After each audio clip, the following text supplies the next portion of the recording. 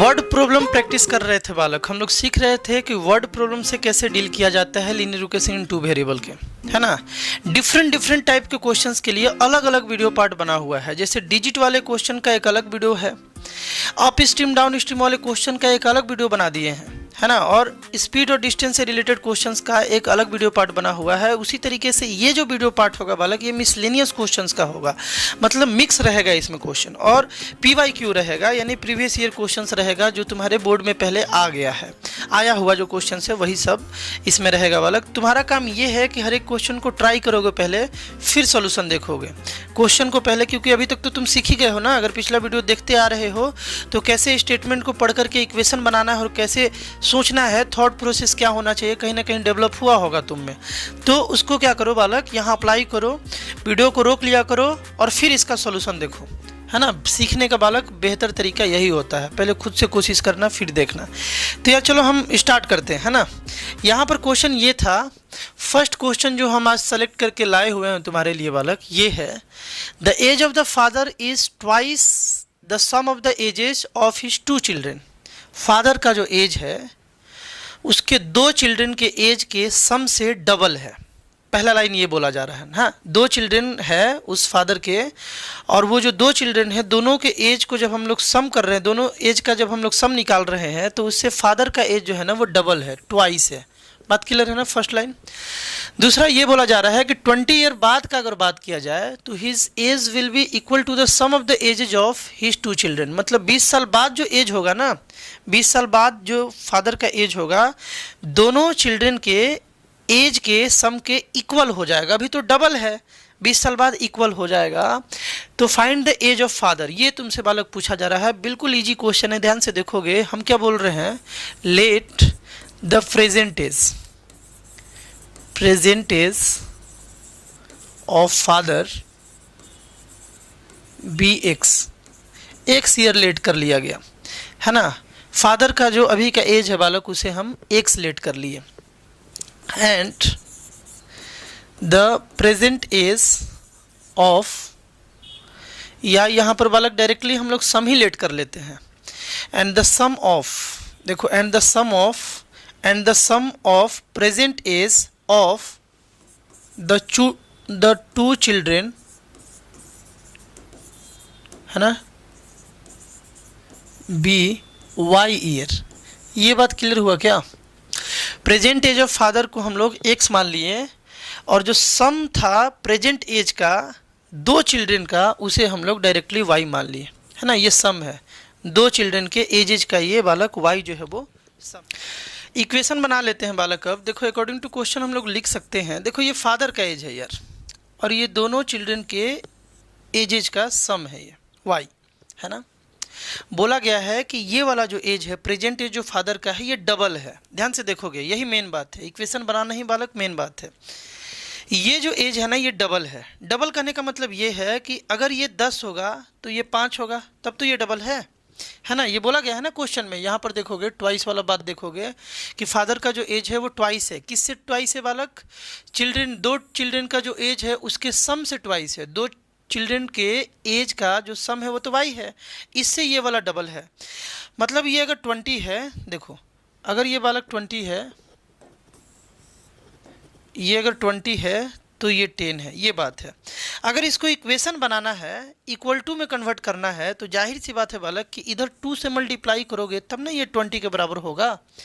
मतलब ये है कि अगर ये डबल है ना, फादर का एज अगर ये डबल है, तो इक्वेशन बनाने के लिए हम लोगों को यहाँ पर 2 से मल्टीप्लाई करना होगा, क्योंकि ये आधा है। अगर इधर 2 से मल्टीप्लाई कर देंगे तो ये दोनों बराबर हो जाएगा, और बराबर हो जाएगा तो यहाँ हम लोग इक्वेशन लगा सकते हैं।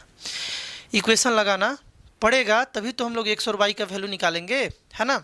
अब इस 2y को इधर लाते हैं बालक, तो ये बन गया x minus 2y is equal to 0। ये इक्वेशन 1 हम लोग बना लिए, जैसा क्वेश्चन बोला गया था उसके अनुसार इक्वेशन 1 हम लोग बना लिए। एक और इक्वेशन चाहिए होगा क्योंकि 2 वेरिएबल है ना। तो दूसरा इक्वेशन कैसे बनाया जाए, उसके लिए यहाँ पर दूसरे वाले लाइन में हिंट तुमको दिया गया है। क्या बोला गया है, आफ्टर 20 ईयर, है ना, आफ्टर 20 ईयर। सबसे पहले तो 20 ईयर के बाद क्या होगा, 20 ईयर के बाद क्या होगा बालक। देखो फादर का एज क्या हो जाएगा, फादर एज कितना हो जाएगा बालक? अगर आज फादर का एज एक्स ईयर है तो 20 ईयर बाद बालक एक्स प्लस 20 ईयर हो जाएगा। ये तो कोई बहुत बड़ा बात नहीं है, ये सब कोई जानता है ना।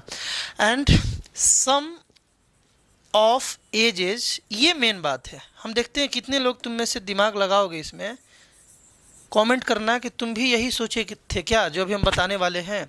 सम ऑफ एजेस ऑफ 2 चिल्ड्रेन कितना हो जाएगा, ये मेन बात है। चिल्ड्रेन ये कितना हो जाएगा बालक, ये कितना हो जाएगा? सम ऑफ एजेज ऑफ 2 चिल्ड्रेन बताओगे क्या? अगर आज दोनों चिल्ड्रेन के एज का जो सम है वो y है तो 20 ईयर बाद दोनों चिल्ड्रेन के एज का सम कितना हो जाएगा बालक? अगर तुम सोच रहे हो y प्लस 20 हो जाएगा तो ये बालक बिल्कुल गलत है, y प्लस 40 हो जाएगा। क्योंकि दो बच्चा है ना, दोनों 20 इंक्रीज करेगा। तो जब नया वाला निकालेंगे, नया वाला एज जब दोनों का निकालेंगे 20 साल बाद वाला, तो दोनों 20-20 साल इंक्रीज होगा। अगर एक 20 साल इंक्रीज है, दूसरा भी 20 साल इंक्रीज है, अब जब दोनों को ऐड करेंगे तो पहले वाले एज से 40 इंक्रीज कर जाएगा, है ना। तो यहाँ पर तो x प्लस 20 तो ठीक है, क्योंकि पापा जी तो अकेले थे ना।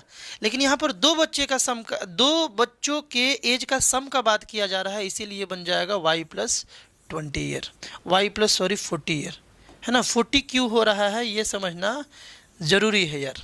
ये बात क्लियर है ना। 20 साल बाद का जो एज है, फादर का एज ये हो जाएगा और दोनों बच्चों के एज का सम जो है बालक ये हो जाएगा। अब बात किया जा रहा है कि इक्वेशन यहाँ से कैसे बनाया जाए। यहाँ से भी हम लोग इक्वेशन बना सकते हैं आसानी से।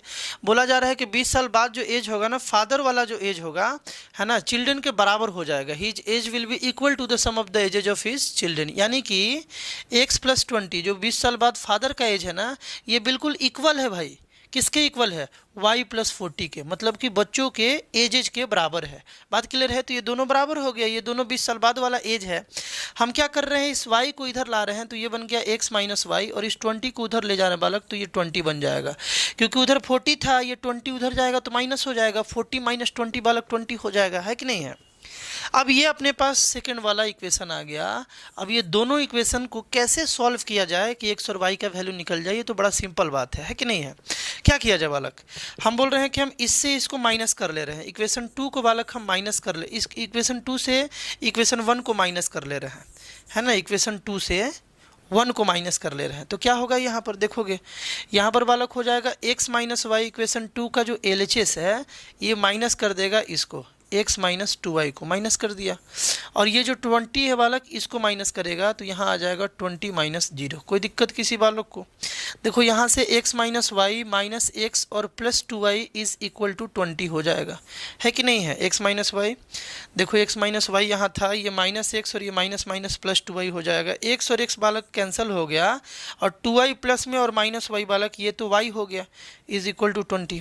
y का वैल्यू 20 आने का मतलब ये है कि दोनों बच्चों का जो एज का सम था वो बालक 20 आ गया, है ना। वो कितना आ गया बालक? 20 आ गया, ये 20 आ गया।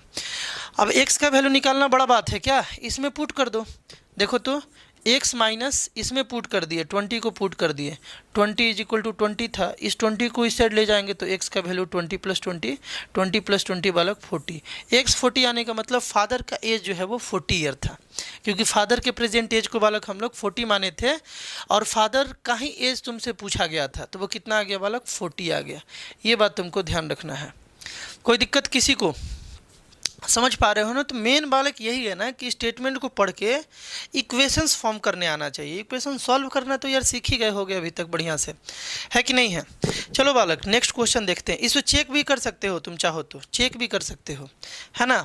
देखो स्टार्टिंग में क्या बोला गया था कि फादर का जो प्रेजेंटेज है 40 आया हम लोगों का, और जो दोनों बच्चों के प्रेजेंट एज का जो सम है वो तो बालक 20 आया।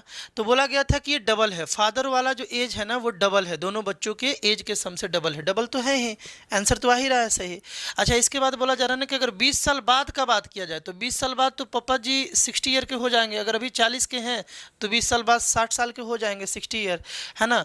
और दोनों जो बच्चा है उसका 20 साल के बाद एज कितना होगा? तो देखो दोनों बच्चों के एजेस का जो सम है अभी 20 है, तो 20 साल बाद दोनों 20-20 साल बढ़ जाएगा। दो बच्चा है ना, 2 चिल्ड्रेन है तो दोनों 20-20 बढ़ जाएगा, तो 20 है और दोनों जब 20-20 बढ़ गया तो 20 + 40 हो गया, 20 + 40 यानी कि ये 60 हो गया। तो दोनों बालक बराबर आ गया कि नहीं, 20 ईयर बाद 60 बराबर आ गया। तो चेक भी कर सकते हो कि सही बनाए हो कि नहीं बनाए हो। बात क्लियर है ना। चलो नेक्स्ट क्वेश्चन देखते हैं बालक। नेक्स्ट ट्राई करोगे पहले तुम, है ना। नेक्स्ट क्वेश्चन बालक ट्राई करोगे, ट्राई करने के बाद ही इसका सोल्यूशन देखोगे। देखो ये एनसीईआरटी का बड़ा इंपॉर्टेंट क्वेश्चन है बालक, ये बोर्ड में इस टाइप का क्वेश्चन बहुत बार आया हुआ है बदल बदल के, लेकिन लॉजिक यही फॉलो करता है ना। जो भी हम बताने जा रहे हैं वही लॉजिक यहाँ पर फॉलो करेगा। ध्यान से देखोगे क्वेश्चन को, ध्यान से देखोगे। थोड़ा इसको और शिफ्ट कर देते हैं ऊपर, देखो दिख रहा है ना क्वेश्चन अच्छे से। चलो जी, देखा है यहाँ पर ये बात है बालक क्वेश्चन में कि एक जो है बोल रहा है, वन सेज, एक कोई है जो बोल रहा है कि गिव मी 100, तुम मुझे 100 दो फ्रेंड, है ना। बेसिकली इस क्वेश्चन में 2 दोस्त बात कर रहे हैं। एक दोस्त बोल रहा है कि हमको तुम 100 रुपीज़ दो, I shall then become twice as rich as you, तो मैं तुमसे डबल अमीर हो जाऊंगा। डबल अमीर होने का मतलब ये है कि एक दोस्त बोल रहा है ना कि तुम मुझे 100 रुपीज़ दो तो मैं जितना भी तुम्हारे पास है उससे मेरे पास डबल रुपीज़ हो जाएगा, ठीक है। तो दूसरा वाला बालक गुस्सा गया, गुस्सा करके बोल रहा है कि तुम 100 नहीं दो, तुम मुझे केवल 10 दे दो, इफ़ यू गिव मी 10। दूसरा वाला बोल रहा है if you give me 10 I shall be 6 times as rich as you, तुम मुझे केवल अपने पैसा में से केवल 10 दे दोगे ना तो मैं तुमसे 6 टाइम्स अमीर हो जाऊंगा, यानी कि तुम्हारे पास जितना भी पैसा होगा उससे मेरे पास 6 टाइम्स पैसा ज़्यादा हो जाएगा। ये बात बोला जा रहा है। तो बोला जा रहा है कि यहाँ क्वेश्चन में पूछ रहा है tell me what is the amount of their respective capital, मतलब उसके पास कितना पैसा था, दोनों के पास कितना कितना पैसा था। मान लो 1 के पास 100 रुपया था, है ना। तुम स्टेटमेंट बना करके अच्छे से लिखोगे, हम डायरेक्ट इक्वेशन बना करके तुम्हें समझा रहे हैं कि इक्वेशन बनाते कैसे हैं। और जो अदर आदमी था ना, अदर आदमी था, इसके पास लेट कर लो कि y रुपीज़ था, है ना। एक के पास x रुपीज़ था और एक के पास बालक क्या था, y रुपीज़ था। लेट कर सकते हैं ऐसा। देखो 1 जो है ये जो बोल रहा है, देखो इक्वेशन कैसे बनाया जाता है ये तुमको बहुत अच्छे से सिखाएगा बालक कि सोचते कैसे हैं और इक्वेशन कैसे बनाते हैं। ध्यान से समझना। यहाँ पर बोल रहा है ना कि एक जो है पहला वाला आदमी वो दूसरे वाले आदमी से बोल रहा है कि तुम मुझे, देखो इसके पास 100 रुपया था, इसके पास y रुपया था। ये जो आदमी है इससे बोल रहा है कि तुम मुझे 100 दे दो, तो ये इसको 100 दे दिया, मान लो ये 100 दे दिया। अगर ये अपने अमाउंट में से इसे 100 देगा तो इधर तो बालक 100 ऐड हो जाएगा ना। ये तो 100 दे रहा है ना, y वाला 100 दे रहा है, अदर जो आदमी है वो दे रहा है। देखो गिव मी 100 फ्रेंड, तुम मुझे 100 दो, है ना। पहला वाला आदमी बोल रहा है I shall then become twice as rich as you, तो ये देखो बालक, ये दूसरा वाला आदमी जिसके पास y रुपया था, ये पहले वाले आदमी जिसके पास 100 रुपया था 100 रुपया दे दिया। तो पहले वाले को जब वो 100 देगा तो उसमें 100 इंक्रीज करेगा ना। लेकिन साथ साथ एक और बात होगा जो तुम्हें ध्यान रखना है कि ये अपने मनी में से 100 अगर इसको देगा तो यार इसका तो 100 कम हो जाएगा ना। मेन बात ये है, इसका 100 जो है बालक वो कम हो जाएगा, ठीक है। तो फिर क्या होगा, इसके पास 100 इंक्रीज कर जा रहा है और इसके पास 100 कम हो जा रहा है। तो ये बोल रहा है ना कि ऐसा होने के बाद मैं तुमसे दुगना अमीर हो जाऊंगा, twice as rich as you, मेरे पास तुमसे डबल मनी हो जाएगा। पहला वाला आदमी बोल रहा है जिसके पास 100 रुपया था। तो इसका मतलब कि जब इधर 100 आया और इधर 100 माइनस हुआ तो ये डबल हो गया, है ना। ये डबल है, ध्यान से सुनना, ये डबल है। अगर ये डबल है तो क्या तुम यहाँ इक्वेशन लगा सकते हो क्या? अरे अपने दिल से पूछो, यहाँ से पूछो, क्या तुम इक्वेशन लगा सकते हो क्या? ये डबल है या आधा है तो यार इक्वेशन कैसे लगेगा? नहीं लग पाएगा। इक्वेशन लगाने के लिए इसको यार हमें डबल करना पड़ेगा, है ना, इसको डबल करना पड़ेगा, है ना। अब दोनों बराबर है, ये डबल था ये भी डबल हो गया, अब ये दोनों बराबर है, अब यहाँ हम इक्वेशन बना सकते हैं। Very simple. अब देखो क्या किया जाए यहाँ पर यार, x प्लस 100 जो है ना is equal to 2 into y 2y minus 200, minus बालक 200। इस 2y को इधर लाते हैं, है ना, इस 2y को इधर लाते हैं तो x माइनस 2y और इसको इधर ले जाते हैं बालक तो माइनस 300 हो जाएगा। ये इक्वेशन 1 है। माइनस 300 कैसे हो गया, समझ में आ रहा है क्या? ये 100 इधर प्लस में उस साइड जाएगा तो माइनस में, तो माइनस 200 माइनस 100 यानी कि minus 300। x minus 2y is equal to minus 300। Equation number 1 है। इक्वेशन 2 बनाते हैं, ध्यान से देखोगे। यार हम तो बोलेंगे कि वीडियो को रोक लो, इक्वेशन 2 तुम खुद ही से बनाओ, प्रैक्टिस होगा इससे, सोचते कैसे हैं सीखोगे। देखो अब की बार फिर से ये दोनों आदमी आया जिसके पास x रुपया था और इसके पास y रुपया था स्टार्टिंग में, है ना। ये बोल रहा है, ये दूसरा वाला ईगो पर ले लिया बात को, बोल रहा है कि यार तुम मुझे 10 ही रुपीज़ दो, हमको 100 वगैरह नहीं चाहिए, तुम मुझे केवल 10 रुपीज़ दे दो। ये इससे 10 रुपीज़ मांगा तो इसमें यार 10 ऐड हो जाएगा और इसका 10 माइनस हो जाएगा। बात क्लियर है ना। ये इसको जब 10 रुपीज़ दे देगा तो इसमें तो माइनस होगा ना, इसमें तो ऐड हो जाएगा 10 रुपीज़। सही बात है भाई। तो बोल रहा है ना कि ऐसा करने के बाद I shall be 6 times as rich as you, तो मैं तुमसे 6 टाइम्स ज़्यादा अमीर हो जाऊँगा। कौन बोल रहा है भैया? ये बोल रहा है, यानी कि ये 6 टाइम्स ज़्यादा है ना, ये 6 टाइम्स ज़्यादा है। अगर ये 6 टाइम्स ज़्यादा है तो यार तुम अपने सांसों से पूछो, इसे धड़कन से पूछो यार कि क्या यहाँ पर तुम इक्वेशन लगा सकते हो क्या? ये 6 टाइम्स ज़्यादा है, ये ज़्यादा है ना। और इक्वेशन लगाना ही क्यों है? इक्वेशन नहीं लगाओगे तो फिर करोगे क्या यार, बनाओगे कैसे? इक्वेशन तो बनाना पड़ेगा। तो यार ये 6 टाइम्स है, तो अगर हम इस साइड 6 से मल्टीप्लाई कर दें तब तो ये दोनों बराबर हो गया। ये 6 गुना था, 6 टाइम्स था, और ये कम था, तो इधर अगर हम बढ़ा दें मल्टीप्लाई कर दे तो अब ये दोनों बराबर हो गया। बराबर हो गया तो अब हम इक्वल टू लगा सकते हैं। मेन काम यार यही है, इक्वेशन बनाना ही मेन काम है।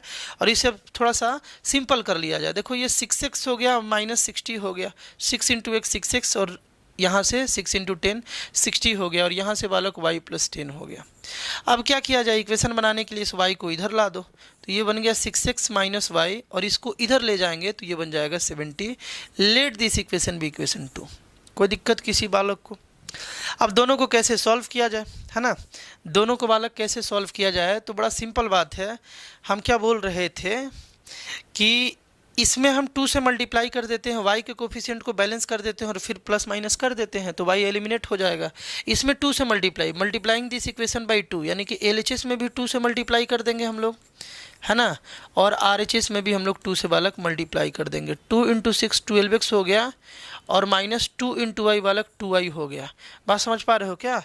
2 इंटू 6 12x हो गया, और माइनस 2 इंटू वाई 2y हो गया, और इज इक्वल टू यहाँ पर 140 हो गया, 140 हो गया, ठीक ना।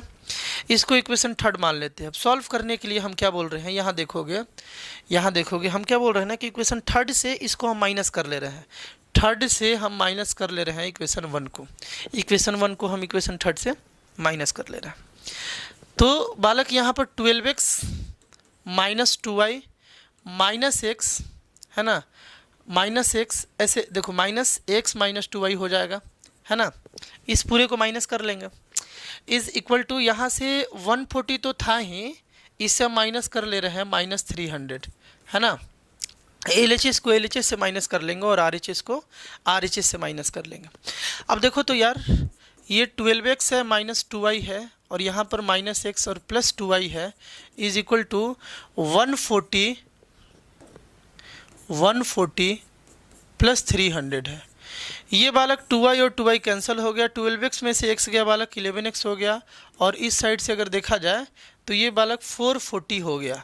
x का जो वैल्यू आया यहाँ से देखो 11x इज इक्वल टू 440 आ गया, 11x इज इक्वल टू 440, है ना। तो x का वैल्यू बालक 440 बाई 11 आ गया, यानी कि 40 बार में ये कैंसिल हो जाएगा, 40 बार में ये कैंसिल हो जाएगा। x का वैल्यू बालक 40 आ गया, और ये अपने पास इक्वेशन जो है ना, या इसमें पुट कर दो 6x minus y is equal to 70 है।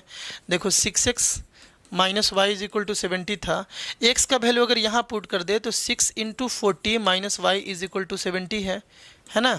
इस y को इधर लाते हैं तो y तो इधर आएगा तो प्लस में, और इस 70 को इधर लाते हैं। देखो ये बन गया तुम्हारा 6 4 जा 2400 240 हो जाएगा ना, 6 4 जा 24 और 0, और इस 70 को इधर लाएँ तो माइनस 70, और इस y को इधर लाए तो y, है ना। और ये दोनों को अगर सॉल्व किया जाए बालक तो कितना आ जाएगा, 70 माइनस करना है हम लोगों को, 70 माइनस करना है 240 से, तो ये 170 आ जाएगा ना, 170 आ गया y का वैल्यू। यानी कि एक दोस्त के पास जो था वो 40 रुपीज़ था, पहले वाले दोस्त के पास था बालक 40 रुपीज़, और दूसरे वाले दोस्त के पास कितना था बालक 170। चेक भी कर सकते हो बिल्कुल। देखो पहला वाला एक के पास 40 है और दूसरे के पास है 170, 170। ये बोल रहा है कि तुम मुझे 100 दे दो। अगर ये इसे 100 देगा तो ये तो बालक 140 हो जाएगा ना, इसमें 100 इंक्रीज होगा तो, और इधर से 100 माइनस हो जाएगा तो ये कितना हो जाएगा, अगर इधर से 100 माइनस करोगे तो कितना हो जाएगा बालक 70 हो जाएगा। तो देखो तो इसके ये डबल आया कि नहीं आया, बोला था ना कि तुम मुझे 100 दे दो तो हम तुमसे डबल हो जाएंगे, तो हो गया, ये हो गया। अच्छा फिर ये ईगो पर लिया था, बोला था कि तुम मुझे यार केवल 10 तो दे दो, 10 देकर देखो ना, तो इधर ये 10 अगर देगा तो ये बालक 180 बन जाएगा और ये बन जाएगा 30। देखो 6 टाइम्स ज़्यादा आ गया, ये 30 का ये 6 गुना ज़्यादा है ना। तो इस तरीके से हम लोग क्वेश्चन से बालक डील कर सकते हैं। तुम केवल थॉट प्रोसेस को समझते चलो, देखो कि क्या गलतियां तुमसे हो रहा है और बना ले रहे हो तो बहुत बढ़िया बात है। पीछे के वर्ड प्रॉब्लम वाले सीरीज़ को तुम देख करके आए हो ना, तो ये ज़्यादा कॉम्प्लेक्स ये वीडियो पार्ट तुम्हारे लिए नहीं होना चाहिए। तुम ज़्यादातर क्वेश्चन को खुद ही से कर सकते हो, है ना। इसको ट्राई करो। इसमें थोड़ा सा एक 9 क्लास का बालक कॉन्सेप्ट है ना, एक 9 क्लास का छोटा सा बालक इसमें कॉन्सेप्ट है जिसे तुम ट्राई कर सकते हो। क्वेश्चन में ये है कि ABCD is a cyclic quadrilateral such that A is equal to 4y plus 20, B is equal to 3y minus 5 और C is equal to 4x और D is equal to 7x plus 5। Find the 4 angle. बालक हम तुमको याद दिलाते चले, ध्यान से देखोगे कि साइक्लिक क्वाड्रिलेटरल जो भी होता है ना बालक, साइक्लिक क्वाड्रिलेटरल जो भी होता है, जैसे लेट कर लिया जाए ये A है, B है, C है और D है, तो साइक्लिक क्वाड्रिलेटरल में अपोजिट एंगल का जो सम होता है ना वो 180 डिग्री होता है। ये 9 क्लास में था तुम्हारे, है ना। अपोजिट एंगल का ये एंगल और ये एंगल दोनों का जो सम होगा ना, A और C का जो सम होगा ये 180 होगा। मतलब हम लोग बोल सकते हैं कि 4y प्लस 20 जो है ना, डायरेक्ट बना रहे हैं यार, तुम लैंग्वेज अच्छे से लिख करके ही स्कूल में बनाओगे, एग्जाम में आएगा तो क्या लिखोगे। Since we know that opposite angle of a cyclic quadrilateral is 180 degree, so we can write here angle A plus angle C is equal to 180 degree। angle A मतलब 4y plus 20 और plus C मतलब क्या बालक 4x, ये दोनों का यार जो सम होगा ना वो 180 होगा। ये अपने पास इक्वेशन नंबर जो है 1 आ गया, है ना। थोड़ा सा इसको और सिंपल करके इक्वेशन 1 लिखा जाए तो ज़्यादा अच्छा रहेगा। थोड़ा सा और सिंपल कर लिया जाए, इस 20 को इस साइड भेजा जाए तो ये 4y प्लस 4x, ये 20 जब इस साइड जाएगा तो माइनस होगा बालक और ये बन जाएगा 160। 4 कॉमन ले लोगे ना तो ये y plus x is equal to 160 हो जाएगा। 4 यहाँ से कॉमन ले लिए, दोनों जगह था, इस 4 को उस साइड भेज दिए हैं तो y plus x is equal to 160/4 हो गया। ये 4 से बालक 4 बार में ये 0 आ गया, यानी कि y प्लस एक्स का जो वैल्यू है ना ये बालक 40 आ गया। कोई दिक्कत किसी बालक को, ये इक्वेशन 1 है ना। Opposite angle of a cyclic quadrilateral sums is equal to 180 degree. उसी तरीके से ये भी तो अपोजिट एंगल है ना, ये भी तो अपोजिट एंगल है, इसका भी सम कितना होगा 180 डिग्री होगा। यानी कि B प्लस D जो है वो बालक 180 डिग्री हो जाएगा। इसे इरेज कर देना, एक सेकंड बालक, इसको हम इरेज कर दे रहे हैं, है ना। इसको बालक हम इरेज कर दे रहे हैं। बात क्लियर है। ये क्वेश्चन था अपना, क्वेश्चन दिख रहा है ना अच्छे से। चलो जी, तो ये इक्वेशन हम कैसे बनाए तुमको समझ में आ रहा होगा। ये वाला इक्वेशन, चलो हम सेकंड इक्वेशन बनाते हैं। सेकंड इक्वेशन यहाँ देखोगे कि हम क्या बोल रहे थे कि ये तो A था, A प्लस C 180 था, तो B प्लस D भी 180 डिग्री हो जाएगा। यानी 3y minus 5 plus 7x plus 5 ये भी बालक 180 डिग्री हो जाएगा, क्योंकि B और D ये दोनों साइक्लिक है। अब देखो ये 5 और 5 बालक कैंसिल हो गया, यहीं पर माइनस प्लस में था, है ना। तो अपने पास आ गया 3y प्लस 7x जो है ये 180 डिग्री आ गया। अब इसको सॉल्व करना है, क्या किया जाए बताओ। इसको 3 से मल्टीप्लाई कर लिया जाए क्या। इसको इक्वेशन 1 को, ये इक्वेशन 2 था मान लो, इस इक्वेशन 1 को हम 3 से मल्टीप्लाई किए तो ये बन गया 3y plus 3x is equal to 120 degree. दोनों साइड 3 से मल्टीप्लाई, इधर 3 से मल्टीप्लाई तो 3y और 3x आ गया, और इधर 3 से मल्टीप्लाई तो 120 आ गया। इस साइड तो ठीक है, 3 से क्यों मल्टीप्लाई किया गया आइडिया तो लग ही गया होगा। हम y के कोफिशिएंट को सेम बना रहे हैं ताकि एलिमिनेट कर सके। y इधर 3 है तो इधर भी हम 3 बना दिए। तो अब क्या करें यार, अब हम बोल रहे हैं कि 2 से 3 को माइनस कर दे रहे हैं। इक्वेशन 2 से 3 को माइनस, यानी कि 3y प्लस 7x माइनस इसे कर ले रहे हैं 3y प्लस 3x, है ना, is equal to 180 minus 120। LHS से LHS को माइनस और RHS से RHS को माइनस। बात क्लियर है ना।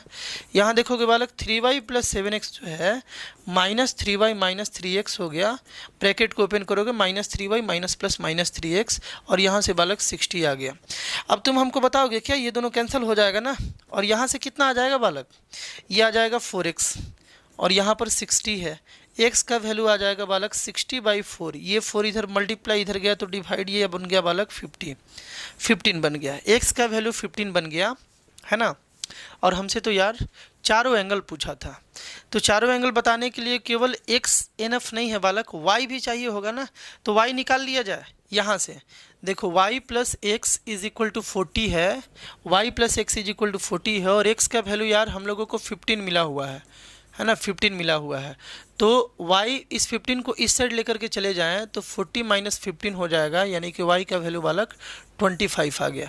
तो x का वैल्यू जो है वो 15 है और y का वैल्यू जो है वो 25 है। तो क्या यहाँ से तुम ABCD नहीं बता सकते हो? देखो A बता रहे हैं, एक दो बता दे रहे हैं, उसके बाद चारों एंगल तुम निकाल लेना। एंगल A का जो वैल्यू है बालक वो है 4y, वो है बालक 4y प्लस 20, तो 4 इंटू 25 प्लस 20 लिख दे क्या, क्योंकि y का वैल्यू तो 25 है। तो ये कितना हो गया बालक 100 प्लस 20 यानी कि 120 आ गया। इसको सॉल्व करोगे तो 120 आ जाएगा।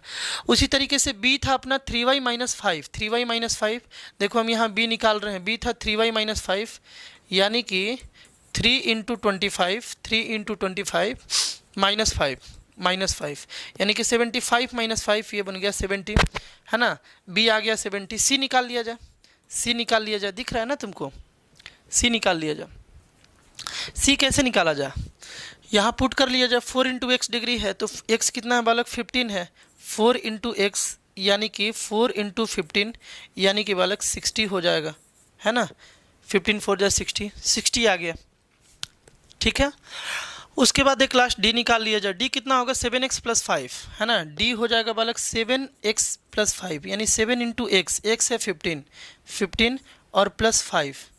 देखो बालक ये होता है 15 इंटू 7 105, ये 15 इंटू 7 105 और 5 यानी कि 110, है ना। अब तुम चेक भी कर सकते हो, साइक्लिक क्वाड्रिलेटरल का जो है कॉन्सेप्ट ये फॉलो भी कर रहा है। a और c अपोजिट एंगल होता है, a और c, इसका सम 180, है ना, और b और d अपोजिट एंगल होता है, इसका भी सम बालक 110 और 70 जो है वो 180। तो ये चारों एंगल इस तरीके से बालक तुम निकाल सकते हो। कोई दिक्कत है क्या? इस क्वेश्चन को तो अब तो तुम बना ही लोगे, ज्योमेट्रिकल क्वेश्चन भी आता है बालक इस चैप्टर में।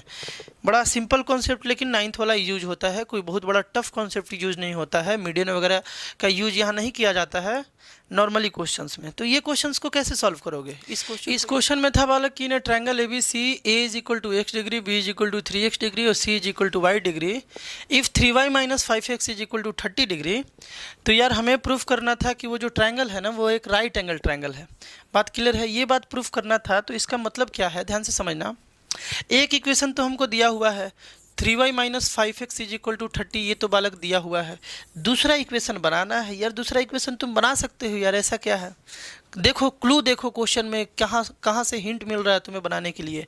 हिंट है यहाँ पर कि ये ट्रायंगल, एक ट्रायंगल का ये बात किया जा रहा है, मतलब तीनों एंगल का सम कितना होगा यार 180 डिग्री होगा। तीनों एंगल मतलब a angle x degree plus 3x degree और plus y is equal to 180। ये तो बात क्लियर है ना। तो 4x plus Y is equal to 180 degree. तीनों एंगल का सम किसी भी ट्रायंगल का यार 180 डिग्री होता है। यहाँ तक तो बात क्लियर होना चाहिए। और यहाँ पर 3y माइनस 5x जो है वो 30 डिग्री दिया हुआ है। बात क्लियर है ना। यहाँ तक तुमको प्रूफ करना था कि वो जो ट्रायंगल होगा ना वो राइट एंगल ट्रायंगल होगा। तुमको ये प्रूफ करना था कि वो जो ट्रायंगल होगा वो राइट एंगल ट्रायंगल होगा, यानी कि कोई भी एक एंगल अगर 90 डिग्री आ जाता है तो काम हो जाता है ना। तो हम लोग क्या करें कि पहले तो इसे सॉल्व करें। हम ये बोल रहे थे कि यहाँ पर 5x है, यहाँ पे 4x है, ठीक ना। सिंपल ये होगा कि इसको हम लोग 3 से मल्टीप्लाई कर दें इस इक्वेशन को। ये मान लो इक्वेशन 1 है और ये इक्वेशन 2 है। इक्वेशन 2 को अगर हम 3 से मल्टीप्लाई कर दें दोनों साइड, है ना, दोनों साइड अगर हम लोग 3 से मल्टीप्लाई कर दें 180 इंटू 3। तो यहाँ से बालक देखो ये 12x हो जाएगा और ये बालक 3y हो जाएगा और इधर से ये कितना हो जाएगा 0 और 5 0 यानी कि 540 हो गया। 18 3 जा 54, 54 लिख दिया और एक जीरो था तो यहाँ जीरो लगा दिए। इसको इक्वेशन थर्ड मान लेते हैं। अब हमको एक बात बता दो कि हम क्या करें कि थर्ड से माइनस कर ले 1 को। इक्वेशन थर्ड से हम 1 को माइनस कर ले रहे हैं। अगर 1 माइनस कर ले तो ये 12x प्लस 3y जो है ये माइनस कर लेगा 3y और माइनस 5x को माइनस कर लेगा LHS को, और RHS जो है ना RHS 540 है, ये 30 को माइनस कर लेगा। यहाँ से 12x plus 3y minus 3y और plus 5x is equal to कितना हो जाएगा बालक 510 हो जाएगा। कोई दिक्कत? ये 3y कैंसल, ये दोनों मिलकर के बालक 17x हो गया। 17x is equal to 510। x का वैल्यू बालक बड़ा सिंपली आ गया ना, यहाँ 17 है तो ये 17 को इधर लाओगे तो ये डिवाइड में आ जाएगा। 17 3 जा 51 है ना, 17 3 जा बालक 51, तो यहाँ 3 और एक 0 आ गया। x का वैल्यू बालक यहाँ पर 30 आ गया। कोई किसी को दिक्कत बालक तो बता दो। अगर x का वैल्यू 30 आ गया और हमें y भी चाहिए है ना, y चाहिए तभी तो हम सारा एंगल बता देंगे है ना, या केवल x से ही प्रूफ हो जाएगा। देखो x से ही प्रूफ हो जाएगा। यहाँ पर एंगल b का वैल्यू कितना है बालक, b का वैल्यू है 3x है ना, तो b का वैल्यू आ जाएगा 3 इंटू 30। x का वैल्यू यहाँ पर पुट कर दिए b के प्लेस पर, b में x के प्लेस पर, तो ये बालक बन गया 90, यानी b का जो वैल्यू आ गया वो 90 आ गया। किसी भी ट्रायंगल में केवल एक एंगल भी 90 मिल जाए तो वो ट्रायंगल बालक क्या होता है, राइट एंगल ट्रायंगल होता है। सिंपल बात है ना।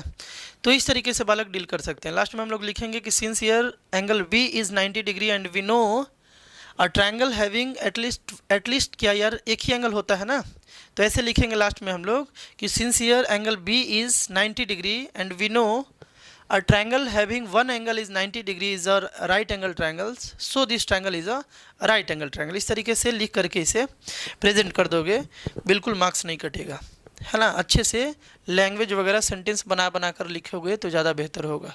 इस क्वेश्चन से बालक कैसे डील करोगे, इस क्वेश्चन से ध्यान से देखो, इसे एक बार ट्राई करो यार, तब इसका हम सॉल्यूशन बताते हैं। चलो बालक अब हम क्वेश्चन को यार बता देते हैं है ना, थोड़ा इसको छोटा कर लिया जाए है ना। अच्छे से ट्राई करोगे, हमेशा क्वेश्चन को यार अच्छे से ट्राई करते रहोगे। क्वेश्चन में ये था, थोड़ा और छोटा कर लिया जाए, दिख रहा है ना तुमको, ताकि स्पेस प्रॉपर हो जाए। यहाँ पर the area of rectangle remains the same, area जो है ना रेक्टेंगल का वो सेम रह रहा है ना। कब सेम रह रहा है बालक, if the length is increase by 7, अगर लेंथ को 7 इंक्रीज कर दिया जाए, and the breadth is decrease by 3, अगर लेंथ को 7 मीटर इंक्रीज कर दिया जा रहा है ना और उसके ब्रेथ को अगर 3 मीटर डिक्रीज कर दिया जा रहा है, फिर भी उसका एरिया सेम रह रहा है। इसका क्या मतलब है हम लोग बनाते समय समझेंगे, ध्यान से सुनो। अगला बात बोला जा रहा है the area remains unaffected if the length is decrease by 7 and the breadth is increase by 5। अगर लेंथ को 7 डिक्रीज कर दिया जाए और ब्रेथ को 5 इंक्रीज कर दिया जाए, फिर भी उसका एरिया पर कोई इफेक्ट नहीं आ रहा है, वो अनअफेक्टेड रह रहा है। तो तुमसे पूछा जा रहा है डायमेंशन ऑफ द रेक्टेंगल बता दो। डायमेंशन का मतलब यार ये होता है कि उसका लेंथ और ब्रेथ बता दो है ना। डायमेंशन का मतलब क्या होता है बालक, उसका लेंथ और ब्रेथ बता दो। तो कैसे बताओगे, ध्यान से देखो। लेट कर लिया जाए, लेट द लेंथ भी, लेंथ को बालक लेट कर लिया गया x, और बालक ध्यान से देखोगे ब्रेथ को लेट कर लिया जाए, ब्रेथ को लेट कर लिया जाए y। एरिया कितना हो जाएगा, तो अब तो बच्चा जान गया है ना रेक्टेंगल का एरिया क्या होता है। ये तो यार वायरल हो गया बात, लेंथ इंटू ब्रेथ होता है, यानी कि x इंटू वाई इसका एरिया हो जाएगा। इसका एरिया वाला क्या हो जाएगा, x इंटू वाई। यही वो एरिया है जो बदल नहीं रहा है। लेंथ और ब्रेथ को बदलते जाओगे बट एरिया नहीं बदल रहा है। लेकिन हाँ, हर एक बदले हुए वैल्यू पर नहीं, जो यहाँ पर बदलाव बोला जा रहा है उसी पर, जो यहाँ पर बालक बदलाव बोला जा रहा है ना उसी पर देखोगे ध्यान से। बोला जा रहा है कि लेंथ को 7 बढ़ा दो भैया, लेंथ को हम 7 बढ़ा दिए। बोल रहा है कि ब्रेथ को 3 घटा दो, ब्रेथ मेरा y था, ब्रेथ तो y था, इसको हम 3 घटा दिए। अब ये नया लेंथ आया, देखो लेंथ को 7 बढ़ाओगे तो नया लेंथ आया, ब्रेथ को 3 घटाओगे तो नया ब्रेथ आया। दोनों लेंथ ब्रेथ को मल्टीप्लाई कर दोगे तो एरिया आ जाएगा, नया वाला एरिया आ जाएगा ना। लेंथ इंटू ब्रेथ क्या आ जाएगा, एरिया आ जाएगा। और बोला जा रहा है यार कि यहाँ एरिया जो है ना वो बदल नहीं रहा है, एरिया नहीं बदल रहा है। यहाँ पर क्या बोल रहा है, the area of the rectangle remains the same, यानी कि सेम रह रहा है। सेम मतलब क्या, जो एरिया पहले था वही रह रहा है। तो एरिया क्या था पहले यार, एक्स वाई था, तो यहाँ क्या पुट कर देंगे, एक्स वाई। लेंथ बदला, ब्रेथ बदला, बट एरिया जो आया ना वो यार सेम था। ये बन गया इक्वेशन। इसको थोड़ा सिंपल बना लिया जाए। तुम इसका जो लुक है ना थोड़ा भी भयानक लग रहा है ना, अपने जैसा नहीं लग रहा है ये। इसको थोड़ा अपने जैसा बनाया जाए। X into y x y हो गया, एक्स इंटू थ्री यानी कि -3x हो गया, और यहाँ से +7y हो गया, और ये दोनों मिलके -21 है ना, is equal to x y. बात क्लियर है क्या? X into y x y, और यहाँ पर -3x 7y, और 7 इंटू 3 -21 हो गया, और is equal to x y. देखो ये एक्स वाई कैंसिल हो गया क्या बालक?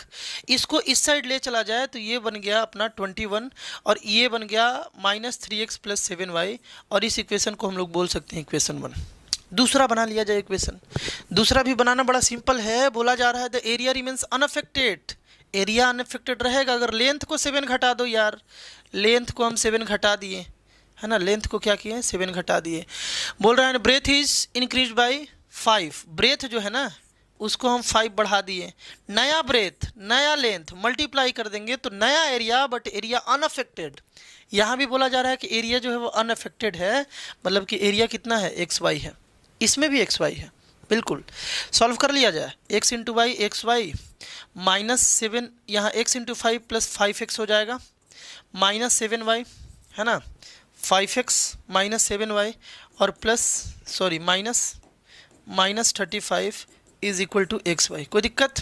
एक्स वाई बालक कैंसिल हो गया। देखो x into y x y, x into 5x -7y, और -+-35 बालक हम ये बोलना चाह रहे थे कि इस 35 को इधर भेज देते हैं तो ये बन गया 5x -7y is equal to 35, equation second.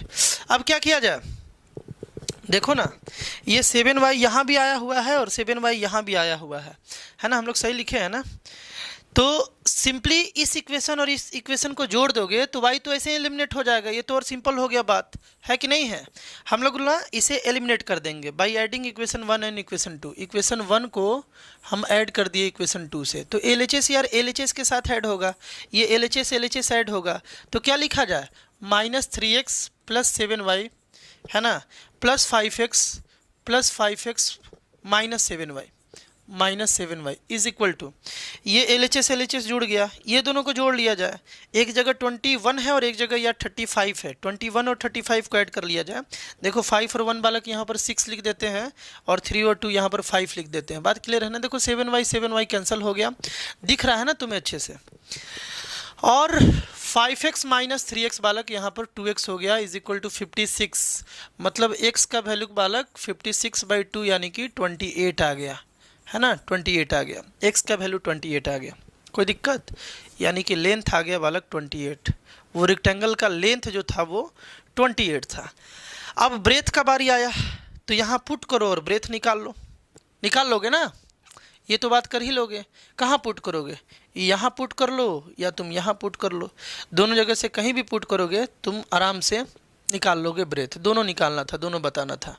बात समझ पा रहे हो क्या? इस क्वेश्चन से कैसे डील करोगे? बिल्कुल यार सेम क्वेश्चन है, बिल्कुल ये सेम ही क्वेश्चन है, जैसा वो था बिल्कुल वैसा ही है। हम क्या करते हैं कि इसका इक्वेशन बना करके छोड़ देते हैं। पहले तो तुम ट्राई करोगे तभी इसको देखोगे। इसके इक्वेशन को हम समझा देते हैं। In a rectangle if the length is increase by 3 metre and breadth is decrease by 4 metre, the area of the rectangle is reduce by 67। यार ये भी पूरा सॉल्व करना पड़ेगा, किसी बालक को हो सकता है ये ना समझ में आया है ना, इसीलिए हम इसको भी सॉल्व करेंगे। ध्यान से देखोगे, ध्यान से देखोगे इस क्वेश्चन को। पहले तो यार तुम ध्यान से क्या कर लोगे, ट्राई कर लोगे, पहले ट्राई कर लोगे। चलो बताएं ना, अब ज़्यादा छोटा हो गया ये। देखो यहाँ बताते हैं हम। यहाँ पर क्वेश्चन में ये बोला गया है, in a rectangle if the length is increase by 3 metre and the breadth is decrease by 4 metre, the area of the rectangle is reduced by 67 square metre. इसका मतलब ये है कि अगर लेंथ ब्रेथ को अगर हम लोग एडजस्ट करते हैं, घटाते और बढ़ाते हैं, तो जो एरिया है ना, पिछले क्वेश्चन में था कि पहले जैसा रह जाता है, यहाँ पर बोल रहा है यार कि पहले जैसा नहीं रह रहा है। पहले से डिक्रीज कर जा रहा है 67, रिड्यूस हो जा रहा है। बात क्लियर है ना? तो यार वही प्रोसेस तो वही है। देखो लेट द लेंथ को हम लोग मान लेते हैं कि वो x मीटर है, और ब्रेथ जो है ना, ब्रेथ इसको मान लेते हैं हम लोग y मीटर है। तो एरिया तो यार xy हो जाएगा। एरिया कितना हो जाएगा? xy हो जाएगा। अब आते हैं मुद्दा पर, मेन मुद्दा क्या है भैया? मेन मुद्दा ये है कि यार फोकस के साथ पढ़ो। मेन मुद्दा ये है, ध्यान से देखो। यहाँ पर है कि अगर लेंथ को इंक्रीज किया जाए 3, यानी लेंथ को इंक्रीज कर दिए 3 कर दिए भाई, और ब्रेथ को डिक्रीज कर दो 4, ब्रेथ को डिक्रीज कर दो 4, है ना? ब्रेथ को जो है, ब्रेथ जो था इसको डिक्रीज कर दिए 4, डिक्रीज कर दिए। अब ये नया लेंथ, ये नया ब्रेथ मल्टीप्लाई करोगे तो नया एरिया आएगा, और यार वो जो एरिया है ना, वो पहले वाले एरिया से 67 घट जा रहा है। बोल रहा है कि रिड्यूस्ड बाई, यानी कि जो इसका एरिया है वो घट जा रहा है। एरिया घट जा रहा है भैया, कितना घट रहा है? पहले तो XY था, अब डिक्रीज हो जा रहा है 67, यानी कि -67। बोलो एग्री हो कि नहीं हो? -67 एग्री हो क्या? इसे भी तुम सिंपल कर सकते हो ना, x इंटू वाई, XY हो गया, और यहाँ पर हो गया 3 इंटू, देखो x इंटू -4 यानी कि -4x हो गया, 3 इंटू वाई प्लस 3y हो गया, और यहाँ से बालक -12 is equal to XY -67। XY again गायब। इस -12 को इस साइड लेकर के चलोगे तो -4x प्लस 3y, देखो ये -12 उस साइड जाएगा तो प्लस हो जाएगा बालक, और प्लस होगा तो -67, देखो -67 में जो है ये प्लस हो जाएगा 12, कितना आ जाएगा ये? देखो 7 में से 2 गया बालक 5, और 6 में से 1 जो है 5, यानी कि बालक 55 आ जाएगा। तो डायरेक्ट लिख दे क्या? डायरेक्ट लिख दे क्या? यहाँ पर इससे ये इधर जा कर के ऐड हुआ तो -55 आ गया। ये इक्वेशन 1 है, कोई दिक्कत? ये इक्वेशन 1 है। अब इसे सॉल्व करना है। दूसरा भी बना लिया जाए इक्वेशन। देखो दूसरा इक्वेशन बालक हम सफ़ेद कलर से बना रहे हैं, व्हाइट कलर। देखो if the length is reduce by 1 metre, length को यार, अरे हद हाल है भैया, लेंथ को हम क्या किए कि x माइनस वाई मतलब 1 मीटर डिक्रीज कर लिए, और इसके ब्रेथ को 4 मीटर इंक्रीज कर लिए। ब्रेथ तो y माने हुए हैं, है ना? ब्रेथ तो बालक y माने हुए हैं, ब्रेथ को 4 मीटर इंक्रीज कर लिए, है ना? Increase by 4 metre. अब नया जो एरिया आएगा, क्या बोल रहा है? The area is increase by 89 square metre, मतलब कि जो नया एरिया आएगा वो पहले वाले एरिया से 89 स्क्वायर मीटर इंक्रीज कर जाएगा। पहले वाला एरिया था बाबू XY, और ये पहले से बढ़ जाएगा। कितना बढ़ जाएगा? कितना इंक्रीज हो जाएगा भैया? कितना इंक्रीज हो जाएगा? क्या बोल रहा है? 89 इंक्रीज हो जाएगा।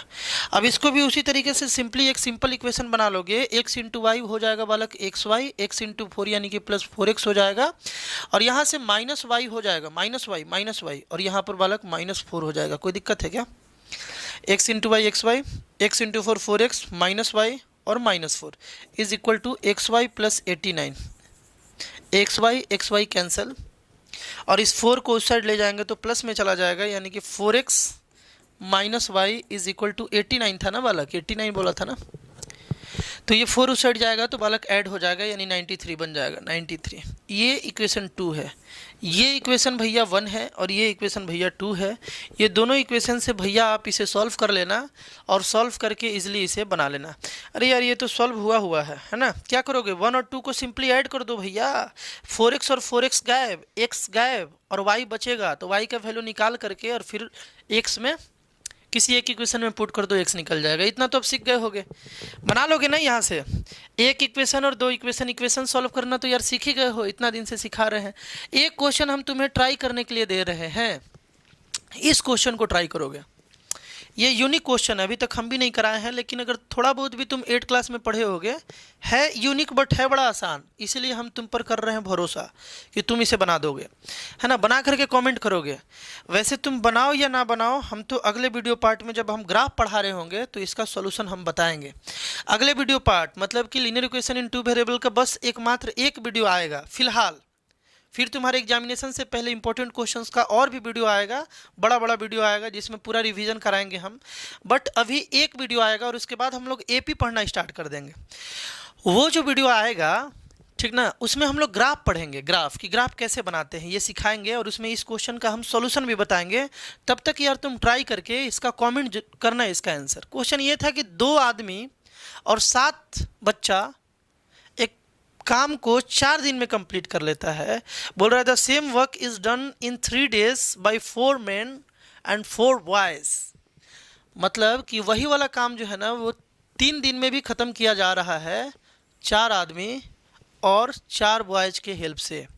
तो बोला जा रहा है how long would it take 1 man and 1 boy to do it. एक आदमी और एक बच्चा उस काम को करने में कितना समय लेगा ये तुम्हें बताना था। बात क्लियर है? तो यार इस क्वेश्चन को पूरे शिद्दत से, पूरे मन से इसे ट्राई करना और फिर अगले वीडियो पार्ट में हम इसका सॉल्यूशन तो ज़रूर बताएंगे, उससे मैच कर लेना, है ना। एपी स्टार्ट करेंगे एक वीडियो के बाद, फिर एपी स्टार्ट करेंगे। मतलब अलबेला चैप्टर है एपी, मज़ा आ जाएगा। उसको क्या बोले यार, छोड़ो। तुम बोलोगे कि हर चैप्टर ही मज़ेदार है तो फिर क्या बोलना है ना। तुम्हारा ट्रिगो कंप्लीट हो गया है यार, लीनियर इक्वेशन इन 2 वेरिएबल भी कंप्लीट हो गया लगभग, बस एक वीडियो बाकी है। और भी बहुत सारा चैप्टर तुम्हारा अपलोड है, बहुत सारा मैथ बूस्टर का क्वेश्चन अपलोड है बालक, है ना। मैथ बूस्टर बोलने का मतलब ये है कि जितना भी ओलंपियाड लेवल का क्वेश्चंस है जो तुम्हारे एनटीएससी एग्जाम में अलजेब्रिक क्वेश्चंस पूछा जाता है, या ऐसा क्वेश्चंस बोल लो जिससे तुम्हारा मैथ्स कहीं ना कहीं बूस्ट होता है, वो सारा एक प्लेलिस्ट बना करके उसमें ऐड किया गया है। उसे जा करके तुम ट्राई कर सकते हो, वहाँ से कहीं ना कहीं तुम्हारा मैथ जो होगा वो बूस्ट होगा। कोऑर्डिनेट ज्योमेट्री भी अपलोड हुआ है और पॉलिनोमियल भी बालक अपलोड हुआ है क्लास 10th का। और एपी के बाद फिर हम लोग ज्योमेट्री सेक्शन में, है ना। और तुम्हारा ट्रिगो भी अपलोडेड है, ट्रिगो पूरा कंप्लीट अपलोडेड है। एक बार जा करके प्लेलिस्ट को विजिट कर लो, क्या क्या अपलोड है और कितना बेनिफिशियल है उसे देखोगे, है ना। मिलते हैं हम लोग नेक्स्ट वीडियो में बालक।